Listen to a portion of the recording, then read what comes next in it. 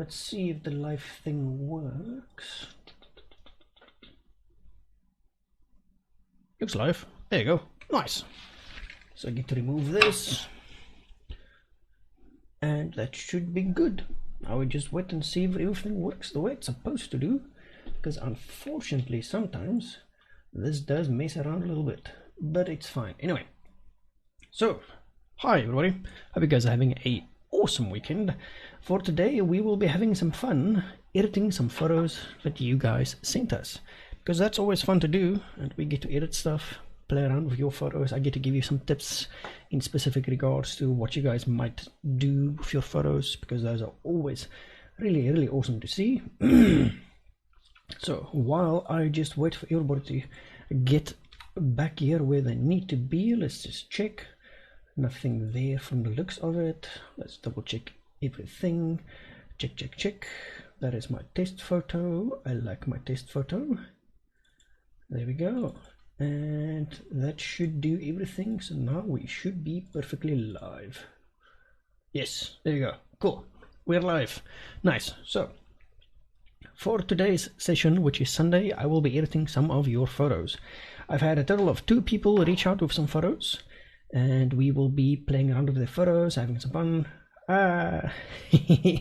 It's fine, dude. If you forget about it, I'll see if I can do another one of these little edit sessions next week as well, because we like to edit and show you guys how I would normally edit some of your photos. So we had 2 people submit some photos today, and let me just grab their names because I'm very bad with names. And the one was Mr. Apples from the looks of it, and a Miss Burger, yes, which is cool. So Mr. Apples, I believe, sent those wedding ones, and Miss Burger, I believe, sent these nice little portrait sessions where the white balance is jumping around quite a bit. That's fine, we shall have some fun. So let's just go back where I can see chat. Well, that's very nice. So first things first, whenever I get photos that I like to edit, I always like to pull them through to Lightroom, because that's where I like to do all of my adjustments and stuff. So let's open up Lightroom Classic, and then we'll do a import for those files, and we'll just see what we can do. So come on, Lightroom, open up. Always takes its time to open up the first time. Hi, Lightroom. That was a photo from somebody else I was busy playing with, which is fine. So let's import. And that was on the desktop, so let's just go grab those files so we can put them through. And that should be under... Can I move this block? No. Let's move my camera so I can just see the thing. Desktop, and that was a new folder. This one, I believe. There we go. Import. There you go. Will you say Lightroom is better than Photoshop in terms of balancing out the colors? Yes. There's a reason that I like to use Lightroom for the initial stuff, and that is simply due to the fact that Lightroom allows me to adjust multiple photos at once. Also, it's easier to copy a edit from one photo to another photo in a range, because that's just the way things work much better in Lightroom for that. Photoshop is good for if you're doing specific edits, like in moving things on skin tones or things as such as well.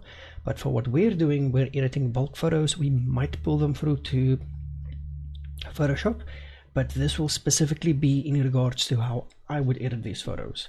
So all of these photos, I will edit them the way that I would normally edit these for a client, as an example. So we'll be using Lightroom for our catalog and all of our adjustments, fixing things, and then for our more finer tuning, we might use either Photoshop, Luminar, Capture One, or whichever other bit of software I can see. So normally I would use Lightroom for all my stuff. It just works nice and easy, but for balancing colors and things as such, I like using Lightroom because in Lightroom we can go to develop. We'll just rotate this. Hey man, dude, how you doing? Thank you for checking in all the way from Durban. Yes, Durban's nice. I believe you guys had some fun with Sherwin and the Gorax crew over this weekend. They had some quite a lot of fun. Now, the reason I like Lightroom is if we need to make color adjustments like white balance, it's an easy slider to get to, as well as our saturation and everything is down here, extremely easy to get to and work with. Where in Photoshop you would need to go create new layers, mask things, do a whole bunch of jumping through hoops to get all that type of stuff sorted, which is why I like using Lightroom for this, because it's faster and just easier to use overall. So the first thing we need to do with this photo is just rotate it to the left. There you go, so it's upright, so it's easier to work with. Is it sharp? Yeah, it's more or less sharp. That is zoomed in way too far. Why is that 100? Yeah, 100 seems better. So this was shot at f2.8 at 70mm, ISO 100, so it should be super sharp. But what we can see is the fingertips are sharp as hell, and as we move up we do lose focus slightly in the eye area. This might normally be simply due to the fact that when you're shooting at f2.8, I'm not sure which camera this was. Let's see if we can have a look and see which camera he's using. The properties, details. He is shooting with Canon EOS RP, so it is a full frame sensor. So at 2.8 even, your depth of field is very, very, very shallow, which means that yes, our fingertips are razor sharp in this photo, but as we move up, the subject might have been leaning back a little bit, so the hair is still nice and sharp, and then the face area just goes slightly out of focus. It's normal because on full frame sensors, f2.8 doesn't give you that much which is actually in focus even at this distance, so always be very wary of that. Sometimes it does miss focus and you just need to go to f3.5 even, should be fine. So let's do the first thing first. We need to correct the white balance because there's a lot of green in the scene, so it might affect our skin tones. So we're going to go to our white balance. We're going to select the white balance selector, or press W. I'm going to find a little white spot and click on that. And that should even things out for us. Got a little bit too much on the warm tones. Let's make them warm a little bit more. And the tint we're going to move towards the teal a little bit, just to even out those greens. There you go. Good as hair, all the way from Cirrus. Nice. LDK, dude. That is far away from me. Yes, so we sorted now. And the first thing I'm doing is, with all of the photos that were submitted, I'm editing them all in Lightroom to do a fast edit just to get the colors looking correct the way they need to be, exposure correct the way they need to be, and then from here I'll export them and then do my final editing in other software. Because Lightroom is good for doing things like this, but I don't like using Lightroom for doing my final edits with. I like to use either Luminar or Photoshop. So for this one, first things first, we adjust our white balance so it's nice and correct, so our skin tones look good. We also adjusted our tint towards the right hand side so we can get rid of some of the green. Because in a green scene like this, we do sometimes get a lot of green on the skin, reflective, which is a reflective light from our scene.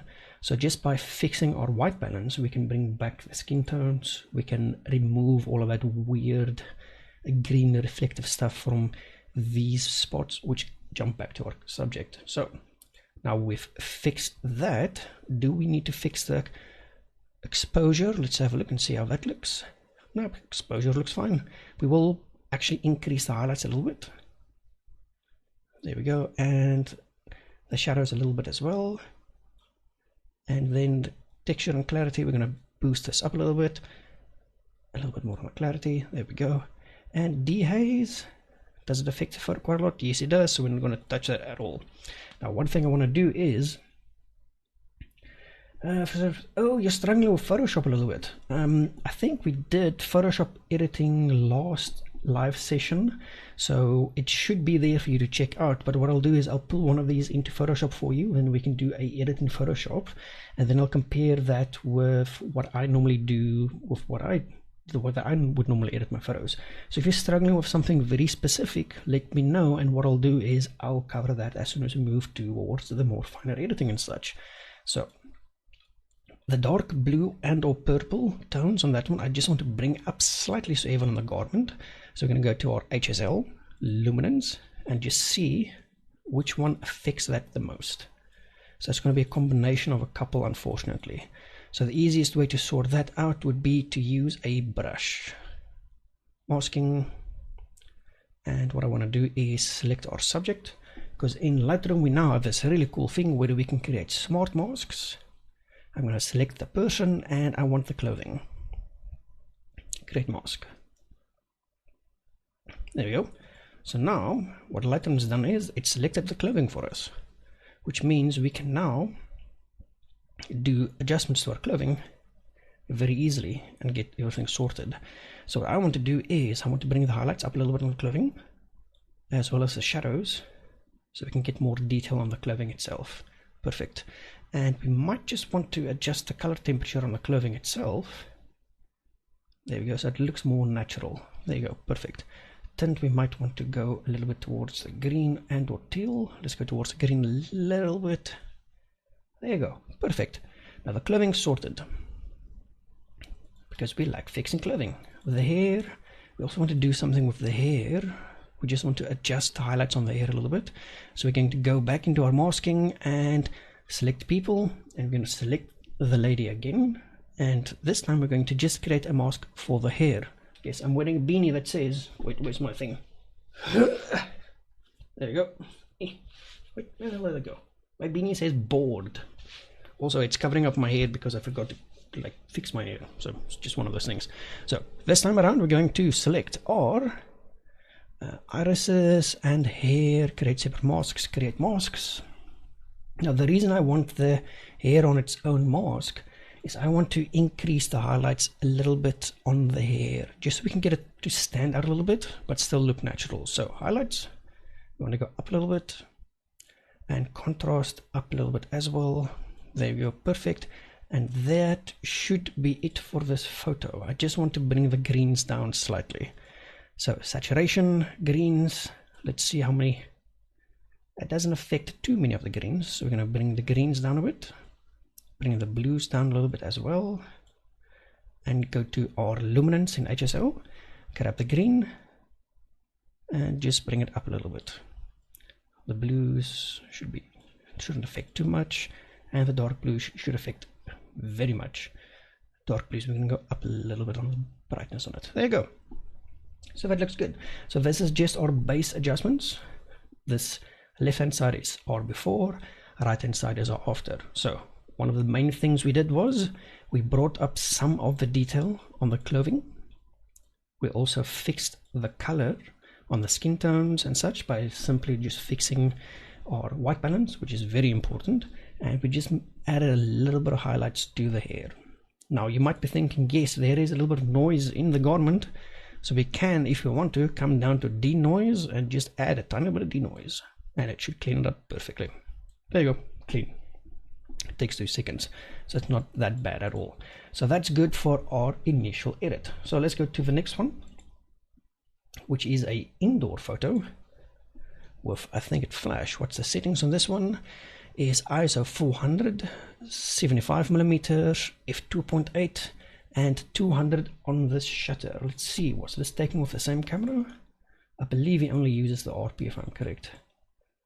Let's check the camera. Canon EOS RP, yes, it says no flash fired from the RAW file, but it looks like some light was used. I do see a little bit of catch light. RAW files are weird with the EXIF data, they sometimes save. So because this is a wedding photo, we might want to go a little bit more high key on the edit compared to what we would normally do, but as always we start with our white balance. There's a white dress for us to use for a white balance point, so we can just go up to our white balance, press W to select the white balance selector, click on white dress, bloop, and that should fix our white balance for us. Yeah, that looks fine. Might want to go a little bit more warmer on it, just a little bit, just a touch for the skin tones. There you go, that should fix the white balance for us.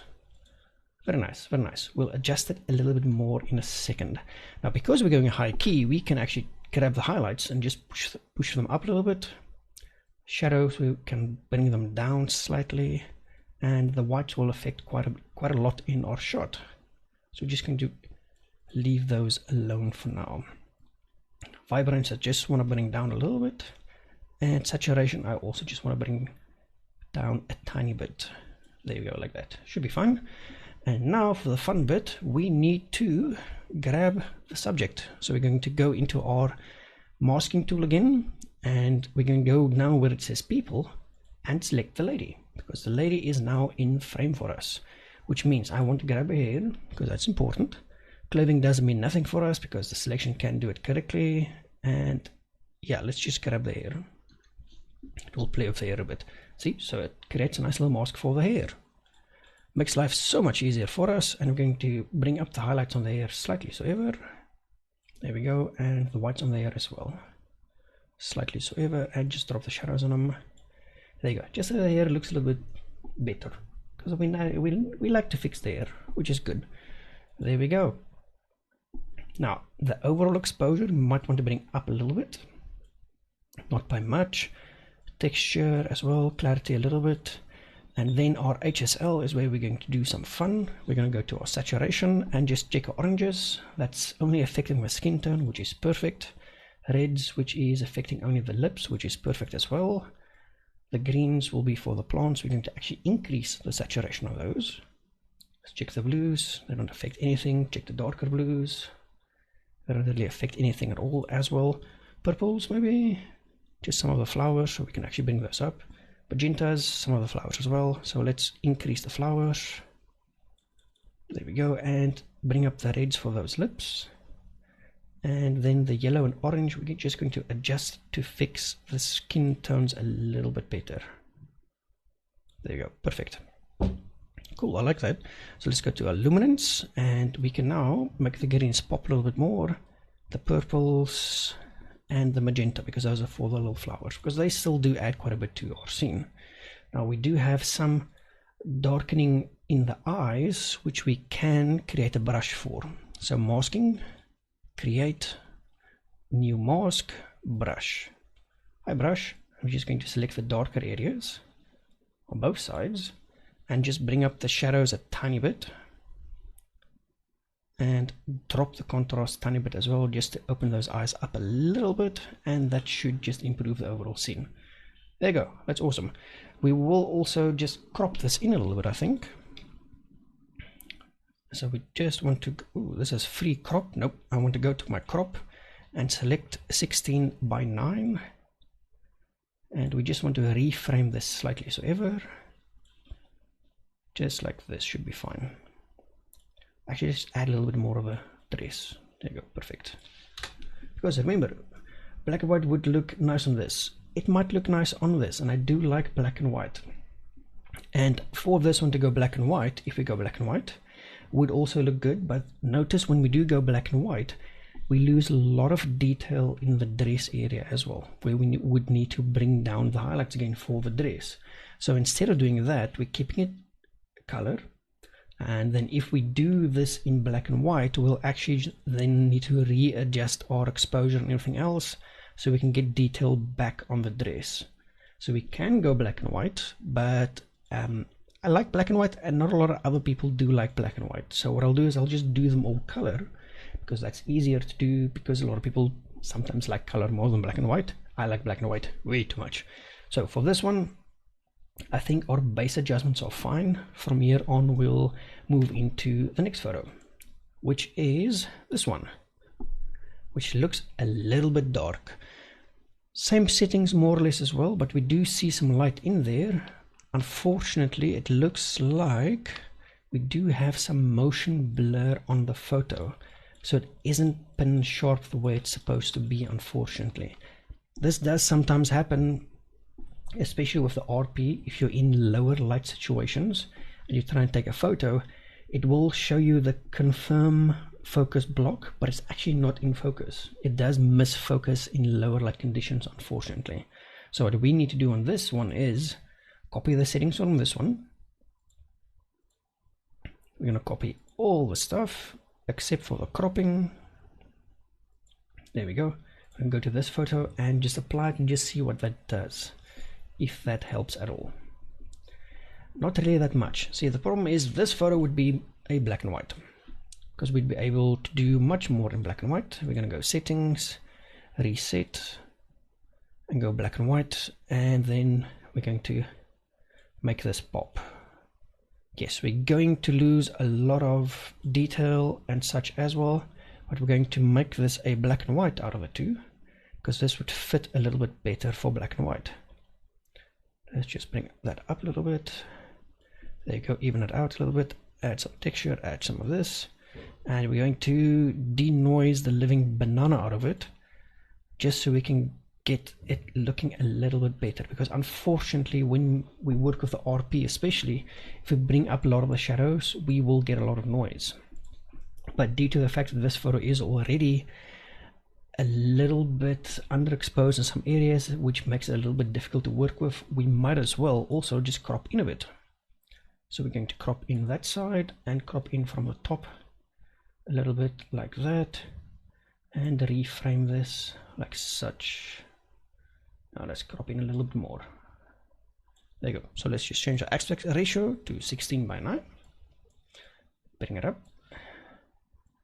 And we can keep it. I don't want to crop out the hand though, but then I have to go wider.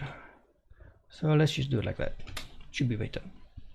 We're going to be a bit close, so unfortunately that is just one of those things.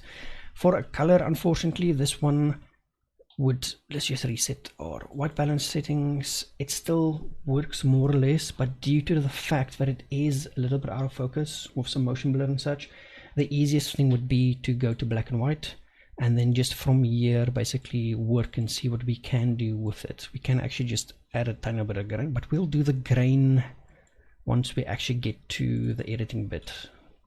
So this one will leave black and white. Unfortunately, not all your photos from your sessions will be perfectly sharp, will be perfectly awesome to use.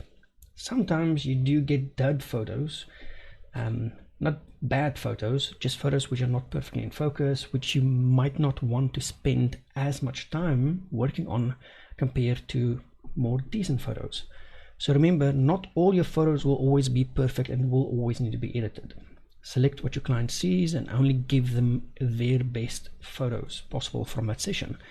This photo, as an example, I would not even edit or send to my clients, but we will see what we can do with this photo to see if we can maybe make it a nice black and white and just work from there. So we've now created new masks for our subject's skin. We're going to drop the clarity and texture on the face, clarity and texture on the arms as well. There we go. And the dress, we're going to increase the highlights on. So highlights, take them up a little bit. There you go, like such. And we'll just see what we can do when we move towards other editing. So next photo. This one is sharp as hell. Oh yes, that's sharp as hell. This was shot at 105mm f2.8 ISO 125 and 250 on the shutter, and I believe he used, where's that photo? There's it. I believe he still used the RP for it, which is perfect because I believe he only shoots with a Canon RP. Yes, Canon RP, very nice. We like. So first thing, let's get this looking the correct way up. Rotate left, high. And now we need to adjust the exposure on this because it is underexposed by quite a bit. So let's see how much detail we get in the shadows. We do get quite a bit. So we can bring up the overall exposure a bit. And then the highlights for the dress and the shadows, we can also bring up a little bit. And there we go. Now we'll just need to make some finer adjustments to this. Add a bit of those.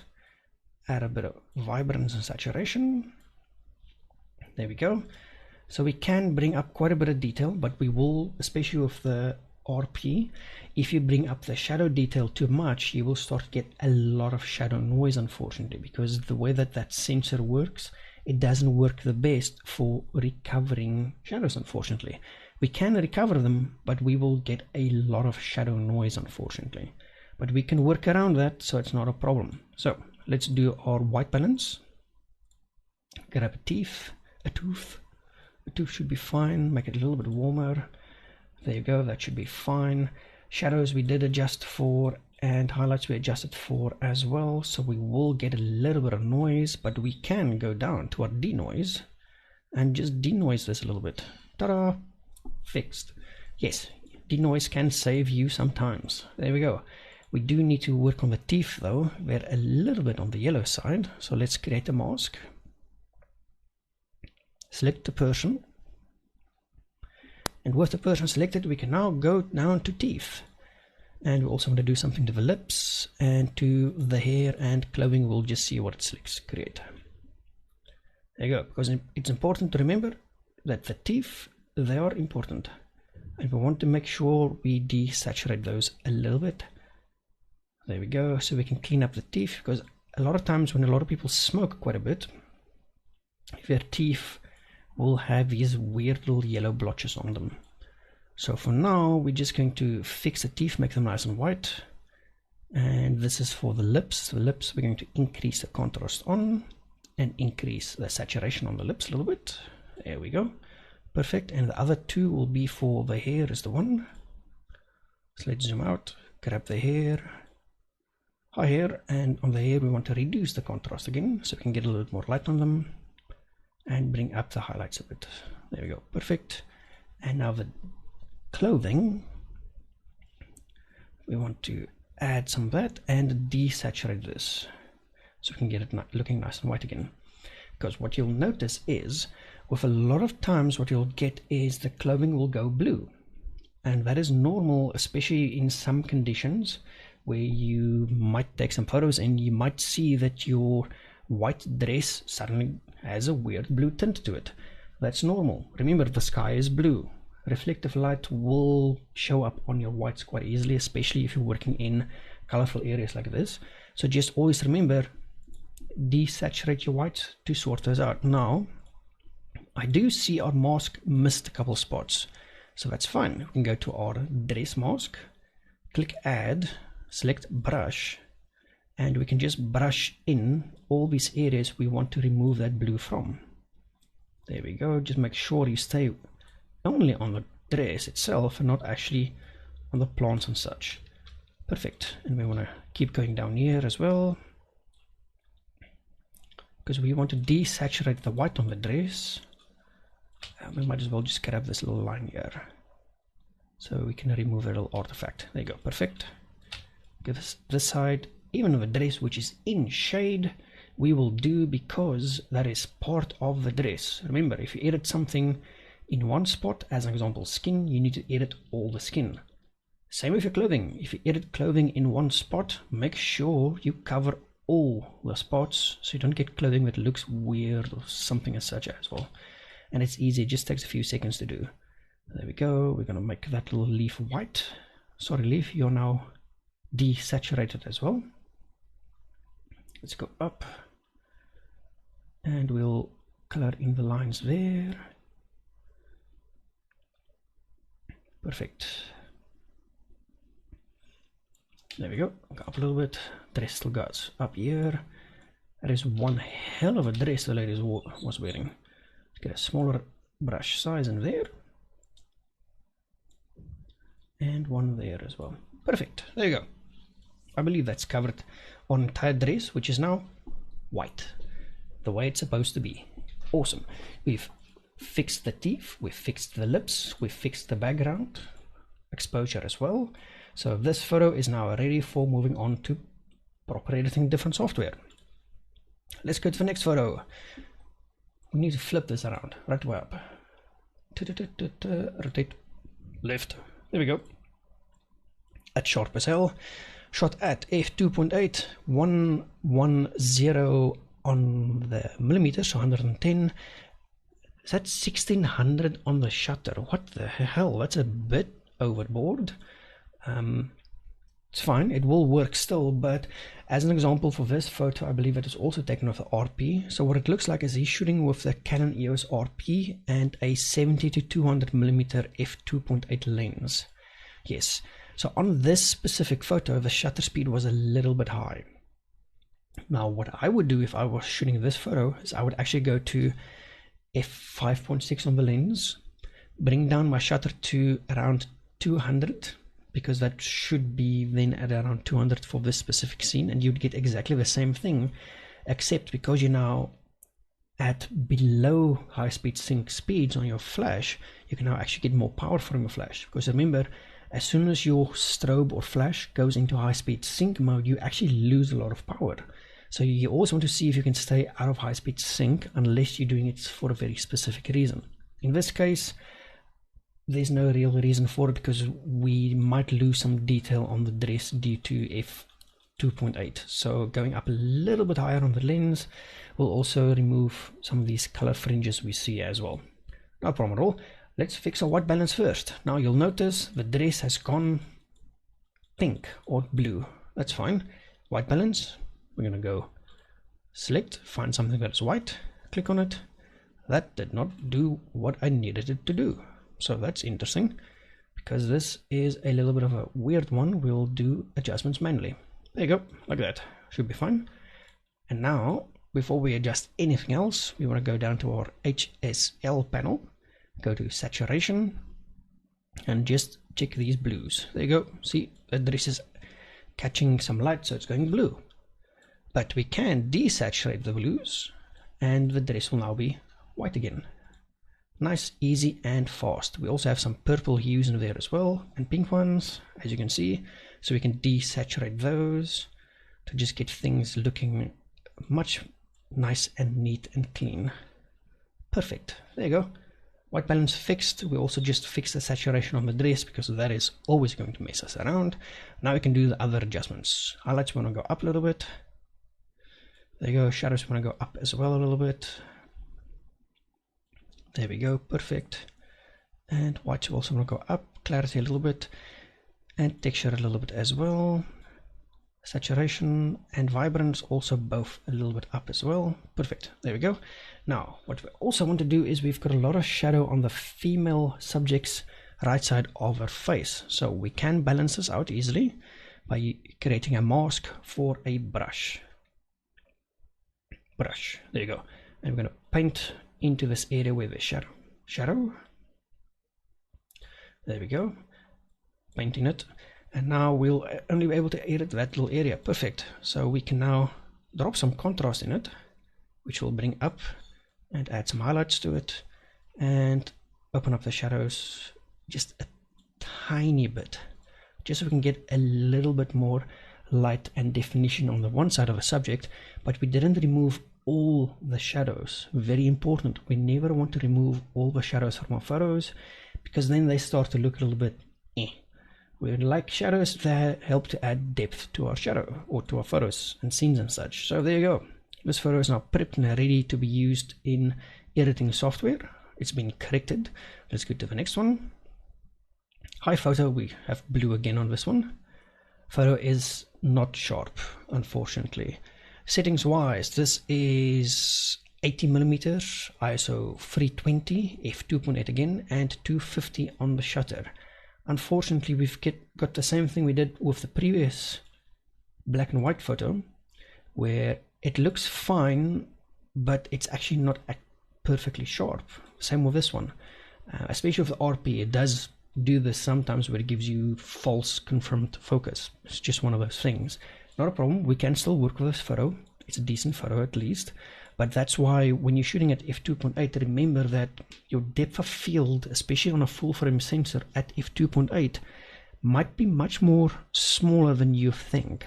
So always just remember that you can still shoot at f4 and still get a really good photo. There's nothing wrong with it, but you'll have more in focus and sharper photos to work with as well. So let's start by the beginning. Grab our white balance, grab his white shirt, see what that's done to our entire scene. It's made it a little bit warmer actually. Yeah, that works. We can grab one on the dress, a little bit less on it. There we go. Cool. And we can bring up the highlights, drop the shadows, bring them up. Let's see what that affects. Those skin tones are not working very well, so let's go a little bit more to the blue. Perfect. Bring up clarity and texture a little bit, and we want to desaturate using the HSL again. Seems very handy. Well, Mr. or Carl Berger, I'm just using the latest one with Photoshop. It's like $9 a month, and you get Photoshop and Lightroom together. It's like cheap as hell, and it gives you all these really cool new AI functions they're working with. As an example, your AI masks, which we're going to be using on this photo again, and on Photoshop you also get now generative fill and a whole bunch of other really cool fun things to play with. So it is worth the very small investment. And I mean, $9 a month is like 140 Rand a month. I mean, you do one shoot, just take a tiny bit of money from that shoot and you can cover all your software expenses forever basically, which is awesome. So in Lightroom, for this photo, we're going to go saturation, check our blues again. Yes, the dress has gone blue. So let's desaturate the blues so we can get that nice pure white dress. We also want to bring up the whites a little bit again. There we go. And we're going to select our mask tool. So now if we go into mask tool, we've got two people. So we got person 1 and person 2, which is cool. So we can now make it very nice and easy. We can grab the lady, and on the lady I want the dress and her hair, just like that. Perfect. Create mask. And then I want on the male subject his suit, because I want to bring that up a little bit. So we're going to go create mask, select people, wait for it to detect the people. I want to select the male subject this time, select the male's subject clothing and create mask. There you go. So we're going to do the male subject first. I want to bring up the highlights a little bit, and I want to bring up the shadows a little bit as well, so we can see more detail. Not much, just a little bit. There we go. Perfect. Drop the contrast a bit. Perfection. Then I want to grab the female subject's clothing. I want to drop the contrast a bit on it. Bring up the highlights a little bit on it as well, so we can get a little more detail on it. Bring up the whites as well a little bit. Perfect. And we're going to go add on the female subject's mask, add brush, and I just want to also include the rest of the dress, which is laying on the ground. There you go. Perfect. And then the female subject's hair. Yes, we want to bring up the exposure a little bit on the hair. Drop that one, bring up the highlights a bit, bring up the shadows a little bit as well. There you go. Cool. Just so we can see some detail in the female subject's hair. There you go. So now we do have some noise from editing, which is normal, especially on the RP. So we're just going to go to our denoise, add a tiny bit of denoise, and it should clean it up perfectly for us. There you go. And it's clean. Nice clean photo. Before and after looks like this. We just made our white balance corrections. We've fixed the blue tones on the clothing. We've brought up everything just slightly so ever, and that photo is now good to go for editing as well. Now let's go to the next one. This is from a lady called, let me just grab the names. Carl Berger. Wait, Carl Berger. Carl. Is that you, Carl? Carl? Yes, that's Carl. Carl, I mistook you for a lady. That's normal. I do that. This inspires me to get out there and take some more photos. Can't wait to practice this. Yes, that is a nice thing, Melissa. You can do so many cool things with Lightroom that you can actually just use Lightroom and replace Photoshop with it. Because as an example, this photo is perfect for that. And I'll show Carl this now. You can go to your masks. You can select your lady. Yeah, it's because I saw the lady photos that I did that, Carl. It's just one of those things. I'm bad with names. So we're going to go masks, select person, and this time we're going to select the skin tones, which will be for our face and body skin tones. Create mask. And we can simply create those masks and go into our skin tone as an example, go down to our texture and clarity, and we can do our skin retouching very easily and fast. Perfect. And we can just bring up the highlights a little bit. There you go. See? Easy as pie. Before, after. So you can now even do skin retouching. And the nice thing is, if we do that same thing on the body, let's just go down to where we can see the body. We can now also go down, drop the texture a little bit, drop the clarity a little bit. There we go. And bring up the highlights a little bit. There you go. Perfect. So now we've done all of our skin retouching perfectly in Lightroom. At least you got my wife laughing. Well, that's good. She should laugh. Your photos are not bad at all. We'll go through the settings and such as well, but I want to show you why it's important to know how to use these masks in Lightroom. What we've done now is we've now smoothed all the skin tones for the subject in a matter of seconds. What we can do now is we can go right click, settings, copy, go all the way to the right, select our masks that we've created, select copy, go to a photo where we see the same subject, go right click, settings, paste.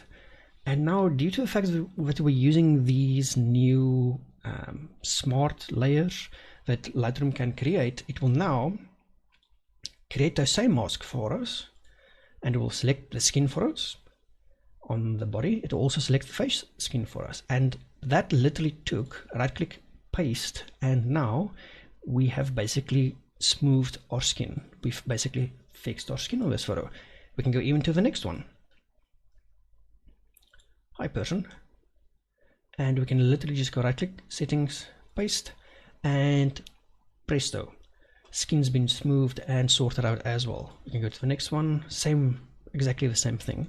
We can just go settings, paste, and due to Lightroom's smart masks, it will find our subject again. Even in this photo, there's the skin tone for the face, and it will do all the work for us. That's why it's such an awesome tool to use, because it can save us so much time. Even on this photo, we can just go right click, settings, paste, and Lightroom will find the subject, create our masks for us, and do all the cool stuff for us. And it's literally just a right click, paste, and our skin tones are fixed. That's how easy it is. That's why I like using Lightroom instead of Photoshop, because you can do so many cool things with it that it just saves you so much time. And you can take your edit, copy it from one photo, paste it across multiple different photos, and it will find your subject in every single one of them and just sort them out. Even our teeth, we can now go mask, create new mask, select people, and what we're going to do is we're going to do some cool stuff now. We can now select our same person. We want a layer for the teeth, lips, and eyes. Eyes, lips, teeth, and hair as well. Why not? Create. Now look at this. This is going to be so cool.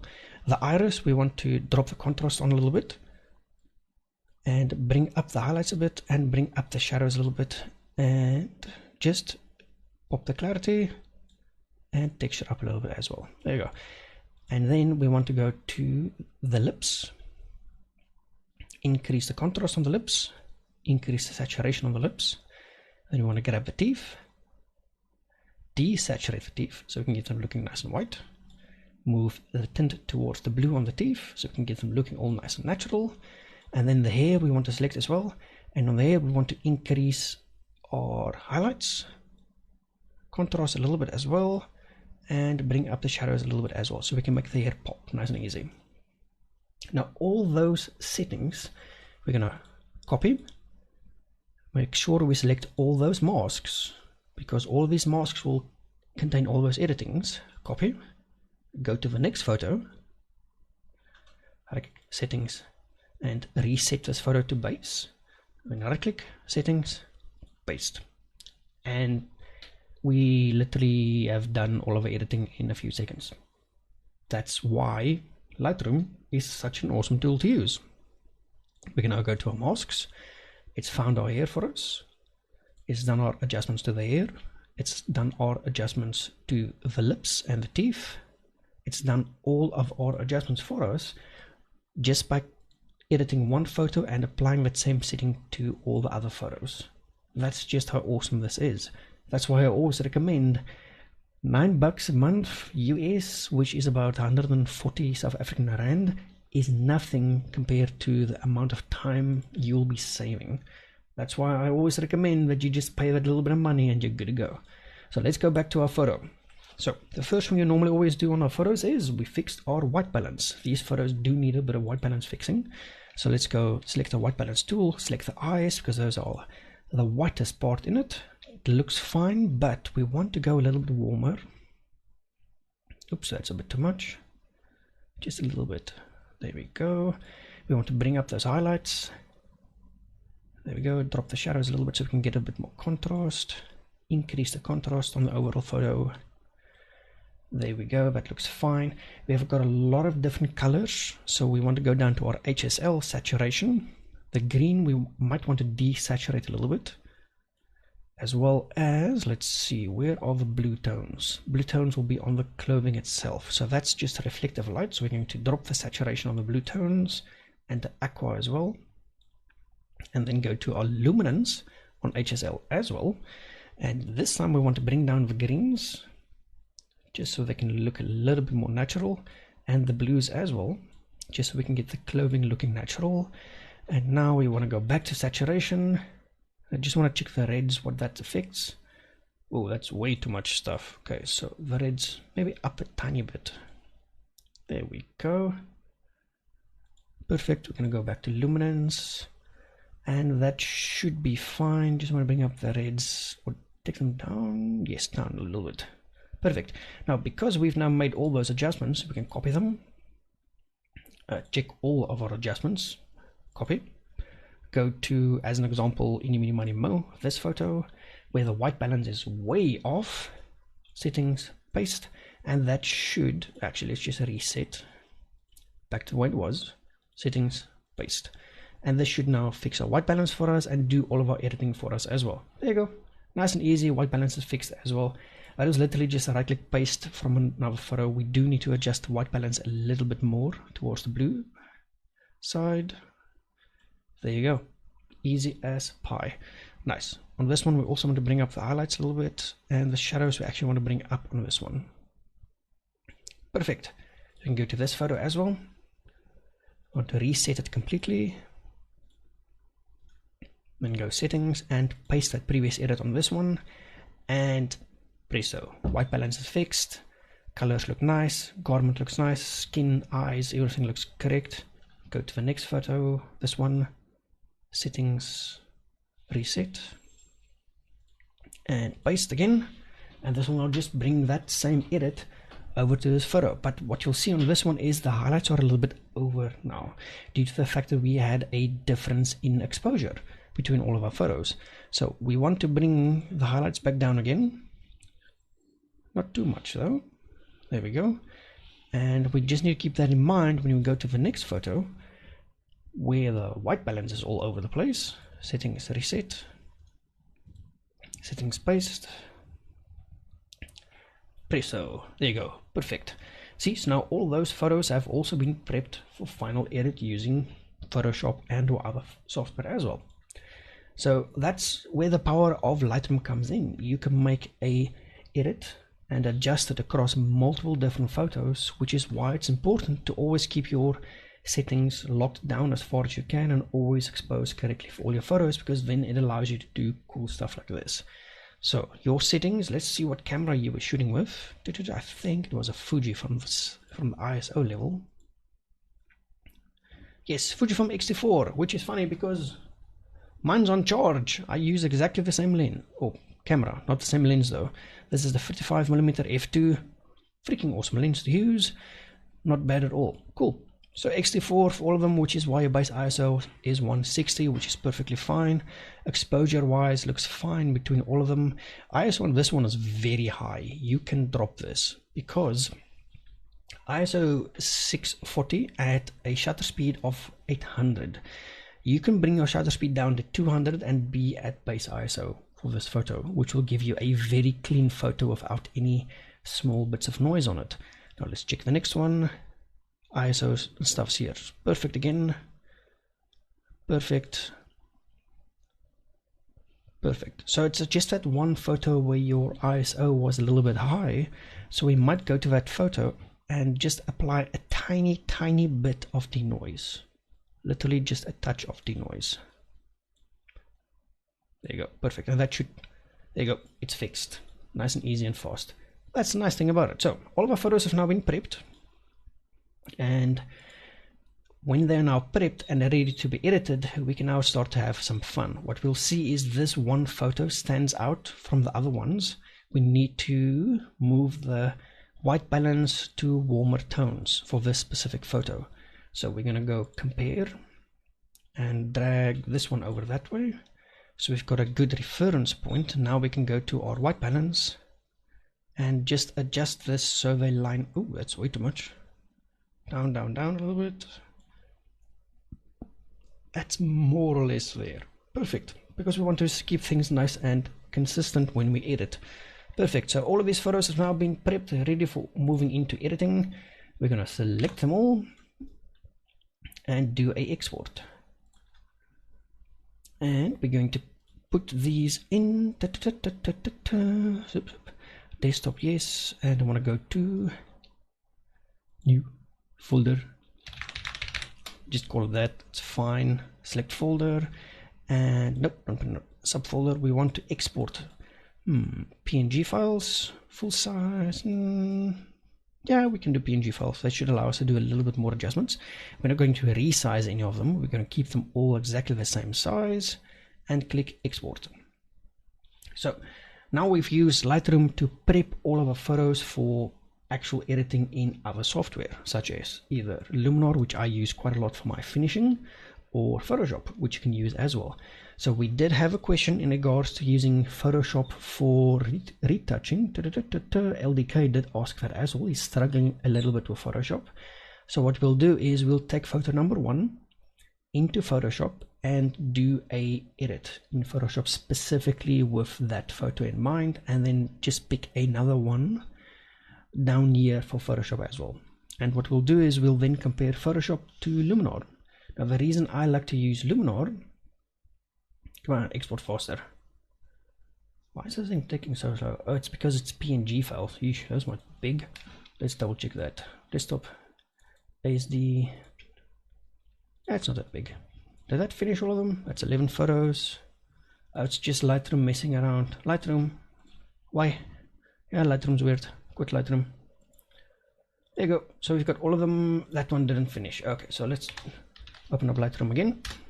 Now Lightroom is a bit finicky sometimes when you export as PNG files, and the reason I want to export as PNG, I might want to make small adjustments again when we're done editing, because it will allow us some flexibility. But for now, we're just going to do JPEGs. Lightroom likes JPEGs exporting much more.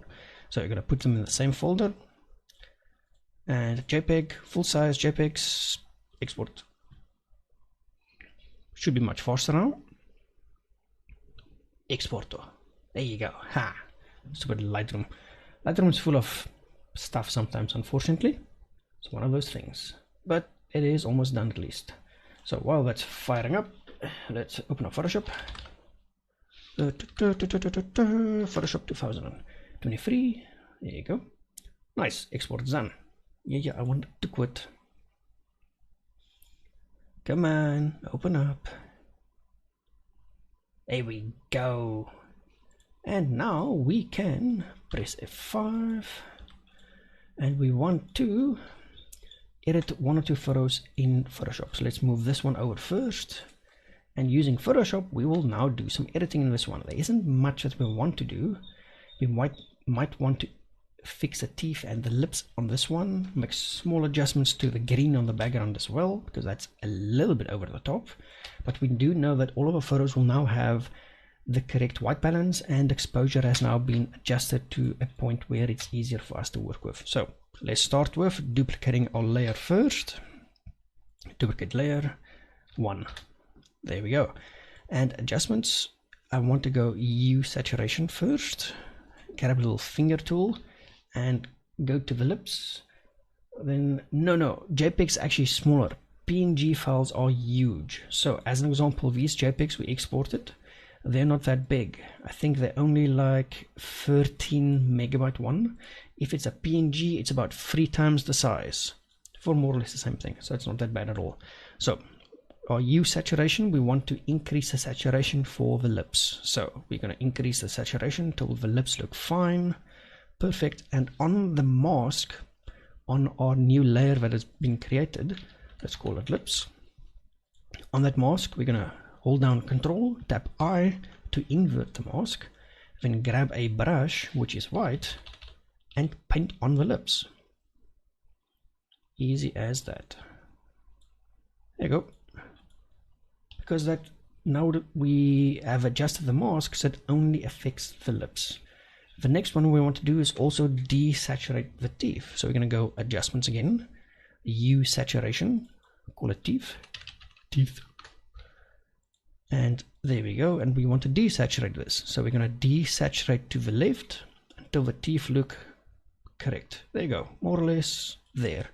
We're going to go back to our mask. Control I to invert it. Make sure we've got a brush selected which is white. And paint in the teeth. There we go. So now it's only affecting the teeth for us. There you go. Nice, easy and fast. Perfect. So now we've fixed the teeth, we've fixed the lips. We want to bring down the overall scene green slightly so ever. So we're going to go adjustments again, hue saturation, and this time we want to find the greens. So we're going to click the little grabby handy tool and find the greens by just clicking on them. And then moving the slider to the left, or holding down click and moving it to the left will desaturate all the green tones. Now we do want to desaturate them, but not that much. So we're just going to go a little bit to the left. There we go. And then we want to drop the brightness just a little bit.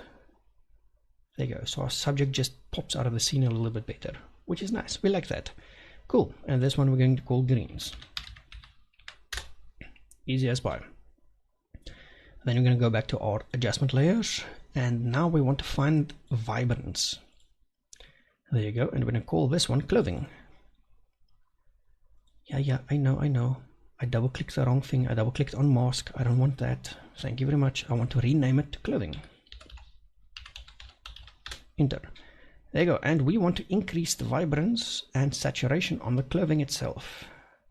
Like this. Perfect. We're going to go to the new vibrance layer mask, hold down Control, tap I to invert it, grab a white brush and color in the clothing, because this way we will now only affect the clothing areas, which is what we want to do, because the lady is wearing clothing which is quite colorful, so we might as well make that adjustment to the clothing itself. There you go. Perfect.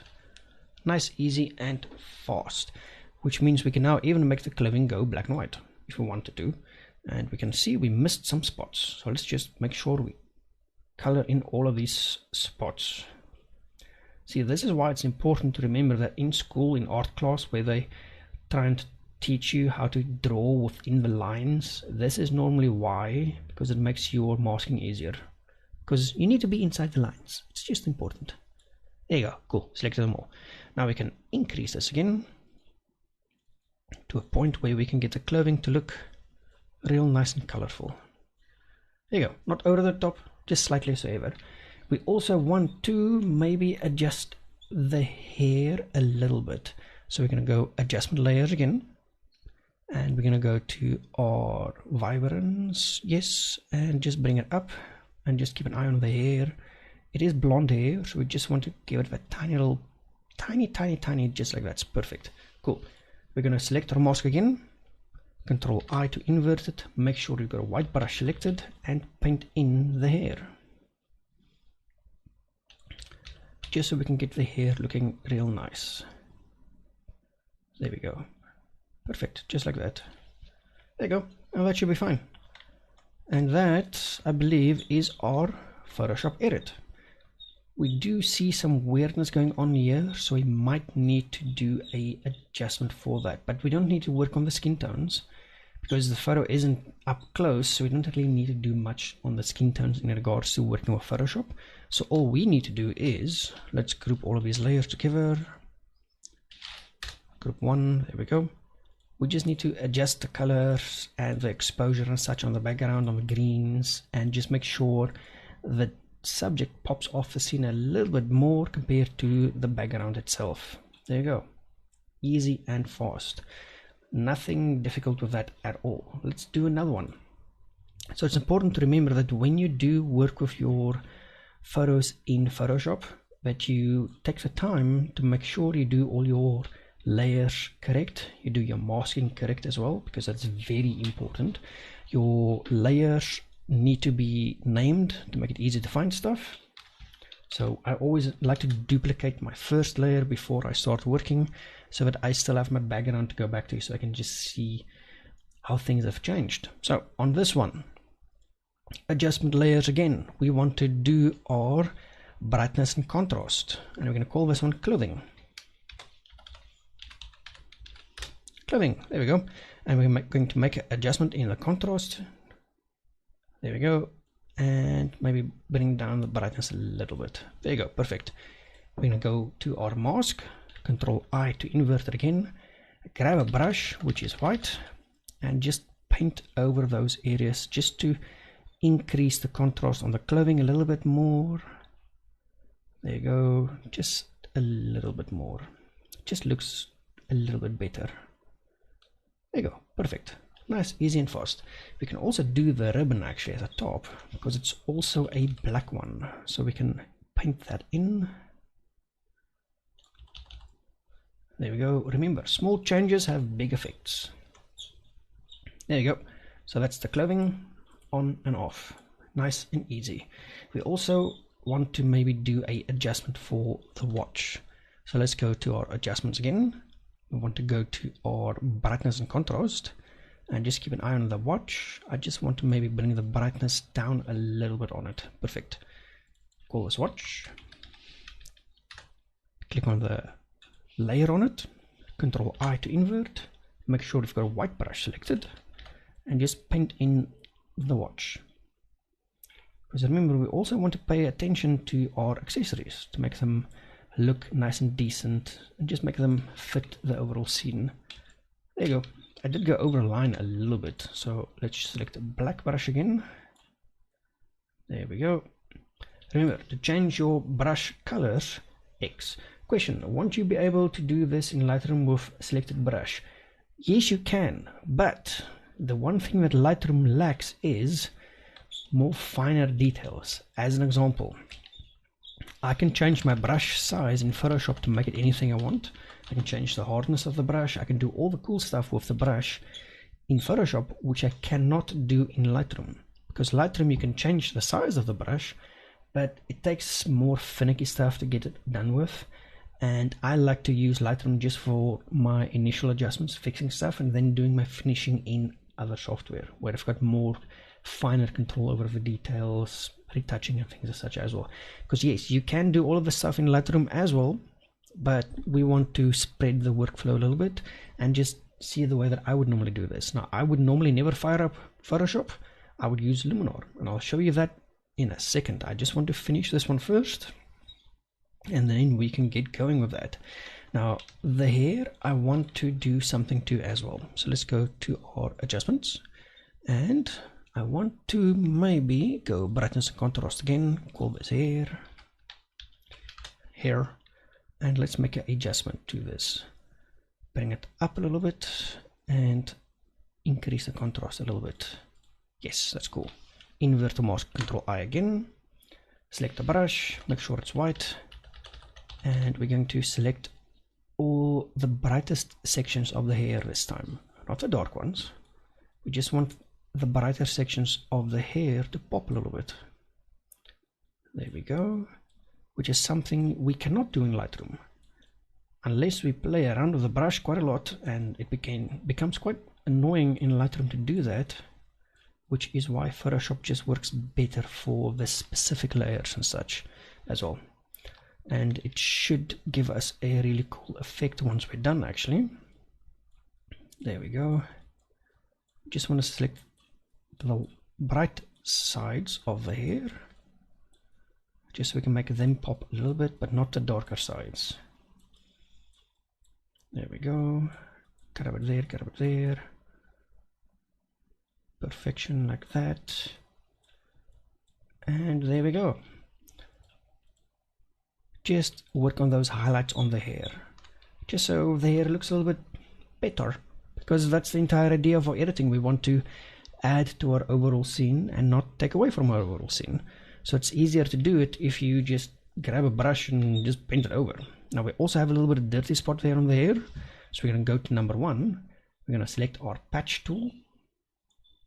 I'm going to select the little spot and just move it out the way. There you go. Fixed. So it's much easier to do these types of touch-ups and such in Lightroom as well, or sorry, not Lightroom, in Photoshop as well.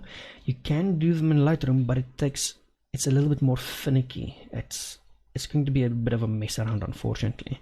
Whereas with Photoshop, all the tools are there and you just press a button, grab a thing, and it's good to go, which is nice. Now I also want to work on the little thingy down here. So adjustments again, I want to go brightness and contrast. I want to bring down and bring up. There you go. I'm going to invert the mask, make sure we get a white brush. There you go. Just paint over this. There we go. Nice, easy. Because, you know, it's a nice point of interest, so we might as well do a little bit of work on that. We do not need to do any work on the skin because the subject had good makeup. The skin was nice and clean as well. In Lightroom, if you remember, we created a specific mask to drop the details on the skin just a little bit, automatically smoothing it out for us nice and easy and fast. That's why it's so nice and easy. But now we can come in and we can clean up all these little dirty spots using our patch tool, because that's what Photoshop works really good for, is making sure these things are cleaned up and looking really, really good. And yes, I do work on all the small details. It just feels right to do it. There you go. That looks better. We want to fix this spot as well. There we go. Make sure everything is nice and clean. We do have some, ooh, that's way too far in. There we go, perfect. There's a little white spot there on the lip as well. There you go, a little dirty spot there. So I always remove dirty spots and not permanent features of a subject, because it's we don't want to make people look like plastic. So there you go. That's the edit for this one in Photoshop. Just a fast little edit as well. Let's group these layers together. Remember, it's always important to remember that you group your layers, name them correctly, and mask them correctly as well. So this is before, this is after. It's only small adjustments and changes just to make the hair look a little bit better, fix the clothing a little bit more specifically, and just remove one or two dirty spots and just work on the watch as well, which is nice. Now we can also, now because we've grouped all of these together, on the right hand side you'll see at the top there's a little opacity meter. So if we've gone a little bit too far with our edit, we can always just adjust the opacity to a better value, which will look better for the overall scene. Because remember, our edit should always add to a photo, it should never take away from a photo. Very, very important. Now, these two are done in Photoshop. Let's close Photoshop and I will show you what I would normally do. Let's open up Luminar 4, because I use Luminar for my final editing. I don't normally use Photoshop. I like Luminar because it has a few extra things in it which we do not get when we work with Photoshop, unfortunately. At folder of photos, we want to go to desktop. I call it ASD, I believe. Nope, yeah, this one. Select folder. Hi, files, nice. So we're going to go again. The first photo is this one. Hi photo. And Luminar works a little bit different compared to Photoshop. Would I recommend Luminar to you? Not really. It's a bit finicky on your PC. Sometimes it messes things around quite a bit. So it is a bit finicky to get working, and it is extremely resource intensive, where Photoshop isn't that much when it comes to resources. So first thing we want to do is grab our smart contrast up a little bit, which will improve a lot of things for us already. Smart AI structure as well, and we want to go to remove color cast a tiny bit, drop our saturation a little bit on the greens, drop the luminance a little bit on the greens as well. Perfect. Just bring up the overall saturation. There we go. And then we can also go to our dehaze, which doesn't do the same type of dehazing as what Photoshop would do as well. But now we have some really cool creative little things we can do. We can add glow effect as an example, which might be going a little bit overboard. We can also add a matte effect very easily and very fast. And this is the main reason I like to use Luminar, is for these specific effects, because when I do my black and white, I like to have more finer control over my matte effect and things such as well, which Luminar gives me. Photoshop doesn't work that well for me for that, and Lightroom doesn't work very well for me either. That's why I like to use this. You can also do some really cool softening types of effects and stuff, but that's fine. We might just do this one and just bring it in with a gradient, just so we can get those little greens popping a little bit less. There we go, and drop the saturation on them and just move them towards the warmer tones. There you go, nice, easy and fast. Glow effect, we might just add a tiny little bit of a glow, not much though, and use a soft glow instead of a soft focus. There we go. And then we want to go to our portrait stuff, add a tiny bit of face light. You can do all of these things in Photoshop as well, by the way. To add a face light in here, I just use a slider to do it, but in Photoshop you would just add a new layer like this. Let me show you the difference, because this is important. It's good to see the difference and why I would use one bit of software compared to a different one. Hi Photoshop. Open the same photo. Now, to do that same thing we just did, we're going to duplicate this layer. There we go, and we're going to add a adjustment for brightness and contrast, add a little bit of brightness, and then mask it out. Grab a brush, make sure the brush is white, and paint over the face. There we go. See, so we can make the face pop in Photoshop, or we can go to Luminar, move up, or we can go to Luminar and just, ooh, that's incorrect way, open up, or we can go to Luminar and just use a little slider to do exactly the same thing. There's literally no difference. The only reason I like Luminar is it makes it a little bit faster for me, and I like to have a very fast turnaround time for my clients, because I don't like to waste their time. I like to make things as fast as possible. We're going to darken the lips down a little bit, add a little bit of lip saturation. There we go. Grab a tiny bit of Orton effect. There we go, and this photo is done basically. It's easy as pie. Before, after. It's fast. It doesn't need to be magic or anything as such. We're going to go to this photo as well and do the same thing on this one. We're going to go to our edit, just see what we can do with our contrast and such. Then we're going to go to our colors, add a little bit of color to it. There we go.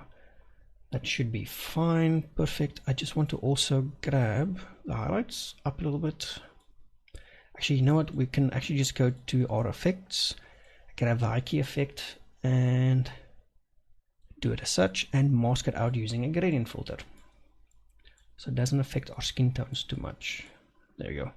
We just wanted to affect the dress and everything else. There you go. Nice, easy and fast. We will do this fast because I see we have been busy for longer than an hour, so I don't want to take up too much of your Sunday evening. There we go. Nice. Before, after. Small changes. Good photo, so it makes it nice and easy and fast. And now the black and white one. This one is going to be a little bit more tricky, because remember, this was the photo where we had to look at the photo, but the photo wasn't 100% pin sharp. That's why we went black and white, as well as this was very underexposed, unfortunately, which made it very difficult to work with. But now we can do a couple of things in Luminar which might help us get it sorted out, because Luminar does do some AI tools as well. Denoise, it does work much better compared to other stuff I found. This is just what I like to use for this. We're going to add a little bit of a matte effect to it, fade it a little bit more. There we go. Actually, remove the detail enhancer. There we go. And see if high key maybe helps it a little bit. It does help a little bit. There we go. And then I want to, there you go. Cool. Unfortunately, with a photo like this one especially, I would never even edit a photo that is a little bit out of focus or has motion blur or things as such, but you can still make it a lovely black and white photo, because black and white works for these types of things much better compared to other things. There you go. Just a little bit more matte to it. There you go. It's just one of those things, unfortunately. Now, next photo. There we go, this one, which is the one which is pen sharp. We've already basically done all the stuff we need to do in Lightroom. This is now just adding on a effect to it to make it look a little bit better to what we like to see. You're going to go to a light, add a tiny bit of contrast as well. Drop those highlights a little bit. There we go. Add a little bit of AI enhance. Some structure to it as well. There we go. That looks fine, fine, fine, fine. Color, we want to remove some color contrast. And then we want to add a little bit of glow. There we go. And we want to bring up the face light a little bit. There we go, perfect. And I might also just want to do this and see what that does. It does have a cool effect, so we'll just mask this out from the top. There you go, so it doesn't affect all the stuff. There you go, that looks fine. Not that bad at all. Before, after, very easy, very fast. That's why I said I could do the same thing in Photoshop, but it just takes too long. This just makes it so much faster. Next photo, this one, which is actually not a bad photo at all. This will look cool if we add a bit of glow to it for the dress and such, and we want to mask it from the bottom so we don't affect the skin tones as much. There you go, perfect. Add a bit more to it. There you go, and then we can get the dress just to pop, because we like when things pop as well. Add a little bit of this and do a little bit of contrast, increase on the overall scene. And I also just want to bring up the face light slightly, so ever. There you go, and just add a little bit of ortho effect, which will soften down the entire image but also increase the light. Definitely sold on Luminar. Now the big reason I like to use Luminar is it's faster, it saves me time. If you look at Luminar, Luminar 4 is the good one. Everything after Luminar 4 will kill your PC. Not even my PC can run it properly, it just doesn't work well. But yes, this is Luminar. You can do exactly the same thing in Photoshop and Lightroom, so it's just whichever works better for you. This is specifically something that I would use because it makes my life a little bit easier. Now I also want to add a little bit of a dramatic effect. There we go, and that's a lovely little edit, nice, easy and fast. I just like it when things are a little bit faster because it just makes my life easier. Let's just go down to the next photo. Bloop. I need to move my ticking thing so I can see the photos. There you go. Cool. This one as well. We want to we actually want to do a couple of things. So contrast we want to improve a little bit. Highlights we want to go up a little bit. Shadows down a tiny little bit. There we go. And do a little bit enhance, do a bit of structure. Color wise we want to increase the color. There you go, remove a little bit of color contrast. There you go, that's perfecto. We want to this one we want to add a bit of mystic effect to it as well, but we're going to mask it out so it's only affecting everything outside the mask for us. There you go, that's perfect. And then high key on this one should do some cool stuff. There you go, perfect. You can also add a bit of ortho effect just to get that a little bit of soft edges on it. Add a tiny bit of light in the faces, not much though, and darken down the lips a little bit on the subjects. Perfect. This watch is bothering the living banana out of me, so I want to go to my dodge and burn. I want to lighten the watch. The inside of the watch specifically I want to lighten a little bit more. There you go. Also just do the buttons while we're down here. There you go, nice. That should just give it a tiny little bit of a better effect, because remember, your accessories, they are important. So this photo should now be done. I just want to maybe see what happens if we increase and decrease our white balance a little bit.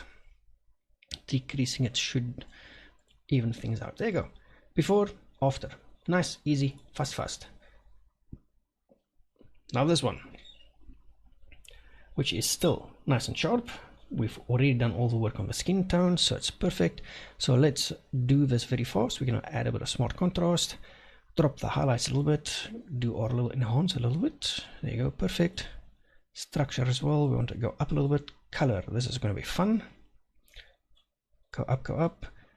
And I'm just doing this very fast because I know Luminar very well, because I've been using it for a very long time. Actually, what you can do, Carl, if you want access to Luminar to give it a proper test, drop me an inbox after I'm done with the session. I've got additional seats open on all of my Luminar licenses, and I can share one with you, then you can give it a proper test.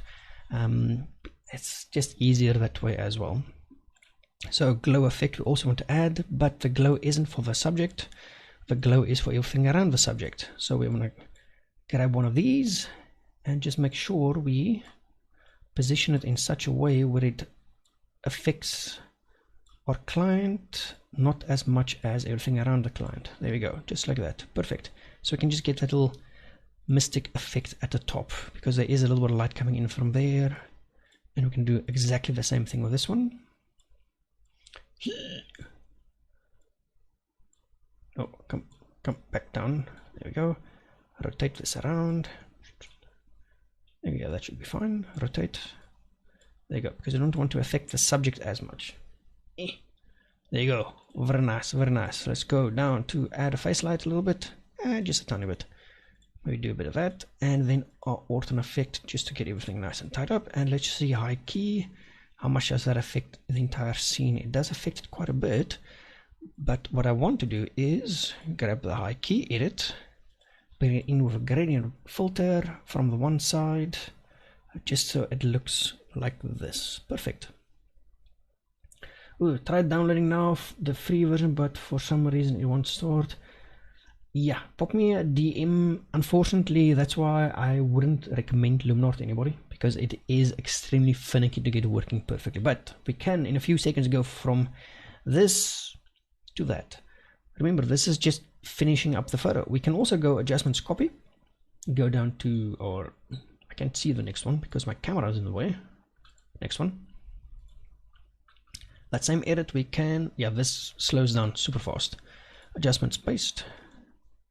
And it should look more or less fine. It's a little bit too heavy at the bottom side, so let's just, that is our glow effect. Edit brush, erase at full opacity, remove it from the skin tones because you do not want the skin to glow. There you go, perfect, easy and fast.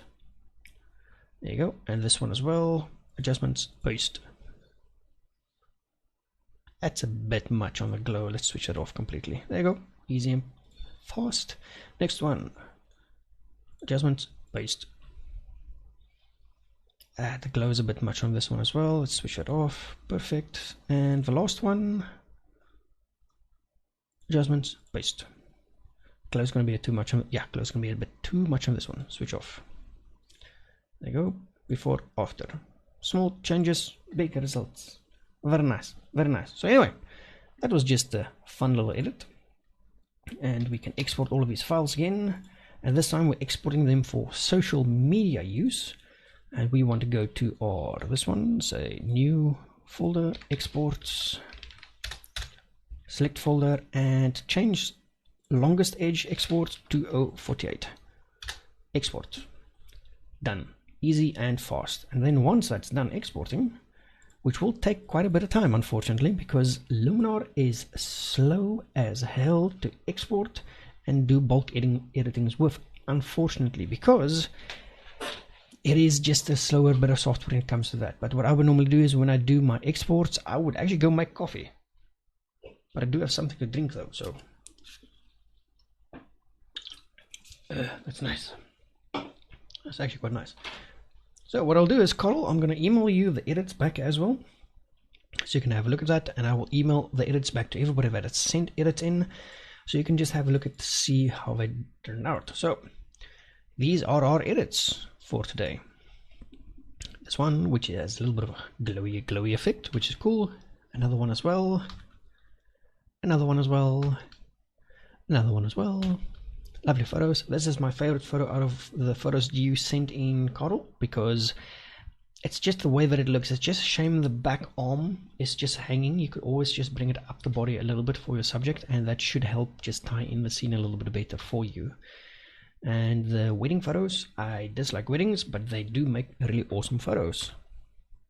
Favorite photo from this person, which name I forgot. I need to check the name, Mr. Apples, I believe it was. I cannot remember, unfortunately, but yes, this is my favorite photo from his session, or photos that he's submitted as well. This is the sharpest one he has submitted, definitely. Sadly, out of focus one, another one of those wedding ones. This is also a very lovely photo from him. So let's put up my two favorite photos, which will be this one and this one. Yeah, these two. I like these two quite a bit. My face in the way? Ah, my face is in the way. There you go, my face is not in the way anymore. Haha. Make this bigger as well. Yes, so there you go, dudes and ladies. Anybody that has joined, anybody that is watching after the fact. This was just me playing around, editing some of your photos and just showing you the way that I would edit your work and give you some feedback in that specific regard, just to help you guys see what you can and cannot do with your photos. As an example, the Canon EOS RP, it's a lovely camera. It does suffer a bit when it gives you false focus results, which is something that it does in low light especially. So you just might want to double check that and just work around it. It is one of the limitations on the camera, unfortunately, but it is still a lovely camera to use. And on the X-T4, it does really cool stuff when you take photos with it, and you can play around quite a bit with the Fujifilm RAW files. But yes, not bad at all on both sides. Small minor adjustments to the way that you shoot things as well. As an example, on Carl's photos with his subject, the one photo was completely out of whack, which means that you need to just double check that you lock down your white balance, especially when you're working with scenes with a lot of color in them. If you leave your white balance on auto as an example, it might just jump all over the place and give you really weird results like that one photo you had, which was this one, I believe. To the side, ASD. This one, ooh, minimize. This one photo, the white balance was completely out of whack, unfortunately. And that does happen, especially if your camera, as an example, goes into full-on auto mode or auto white balance, which sometimes happens, which is why we have this very large variation in your white balance from this one to this one. That is a large variation in white balance. So on your Fujifilm, I believe it might be you've got the X-T4, so it's your right D-pad button, go down to the K option and change it to a fixed value. 60-300 on the Kelvin is normally a good starting point. Since you're shooting RAW anyway, you can adjust it when you edit, but it's just good to have everything set up correctly so that when you bring it into editing, it's very easy for you to just make bulk adjustments, because it's important that you give your software the correct and easy photos to work with, which means correcting your white balance, making sure when you do shoot with your white balance on a fixed amount that you get the best results possible. So yes, hope everybody had some fun. I had some fun. I always enjoy editing random photos. But I need to go make some coffee and stuff. So if you watch this video after the fact and you have some questions, let me know down below. If you, ow, my damn finger. Well, that sucks. If you do see this at some point and you do have some questions, leave them down below, drop me inbox, or just reach out. I like helping people. It's always fun. Send pics for Capture One. Oh, Alan, for Capture One, just send RAW files. And we're doing Capture One on tomorrow, actually, the 18th. So what I'll do is you can pop me those files to go in here. I'm adding it into the chat for you, Alan. You can just pop me your photos as well, and then what I'll do is we'll do Capture One tomorrow evening at 6. So tomorrow evening's editing session will completely be in Capture One. So in the previous videos we've done editing in Lightroom only, we've done editing in Photoshop only, and Alan requires assistance with Capture One. So tomorrow we're doing Capture One specifically for Alan, so you can see all the cool things you can do with Capture One, because it's important that you get a good idea of what your software can do and just play with the software. Especially Capture One can do some really weird stuff. But yes, Alan, they're big. I don't care, dude. I've got like 1 gig by 1 gig business line at home, so I'm more than adequate. You can, if they're too large, and I believe you also shoot with Fujifilm, it might be due to the fact that you shot uncompressed RAW files, which will make them huge. But that's fine. The reason why Fujifilm RAW files were cool in Capture One is I will show you. Hey Jessica, are we doing quite well? Yes, we had some fun editing photos this evening, yeah, which is always cool. But yes, Alan, so just pop me those files when you can. If you don't get around to it, don't worry about it. I will be using my other corporate photo sessions for Capture One tomorrow, and then we can just run through Capture One, the software, the things you can do, adjustments, and all those types of cool, really fun stuff as well. So it's not a problem at all. So Carl, dude, I hope you fix your white balance issue or mismatch, which is very easy to do. We're 2 weeks. Yay, Jessica, that's awesome. Then we can have some photo stuff again for 2 weeks, because it is cool holidays and stuff. So yes, it is not a problem at all. So Carl, important, work on your white balance, make sure it's locked down, just to give you a bit of consistency to work with as well. As LDK, dude, I hope I helped you with your Photoshop stuff. I do have another video on Facebook specifically aimed at editing in Photoshop. You might want to queue that one up and just give it a watch, because that might cover everything that you need specifically for Photoshop. Other than that, we'll look into it. Yes, Carl, you look into that. It is very important. Let me do it like this. Yes, look into it. Look into it. You have the X-T4, so it's easy. You just press the right D-pad button normally and it will give you a white balance. Just lock it down to something. It will just make working much easier when editing. So that's it for me for the evening. I'm gonna go make a coffee, make food, finish this thing I picked up today. It kind of tastes good. It's not the same as a Monster, but it's close enough at least. But anyway, hope you guys have a... It fell over. Typical. It just happens always. Anyway, hope you guys had an awesome one. I will catch you guys again tomorrow evening at 6 p.m. again, when we're doing Capture One for Alan, so we can get all of his stuff sorted out for him and just see if we can get him moving a little bit better with Capture One. But anyway, have fun. Hope you guys had an awesome one. And then reboot the Monster. Yes, I like the Monster. It's nice. I like it. But yes, have a good evening, everybody. If you have any questions when you do watch this at some point in the future, drop them down below. You can always just pop me an email as well. It is available in the description of my little Facebook page. My number is there as well, so you can even drop me a WhatsApp.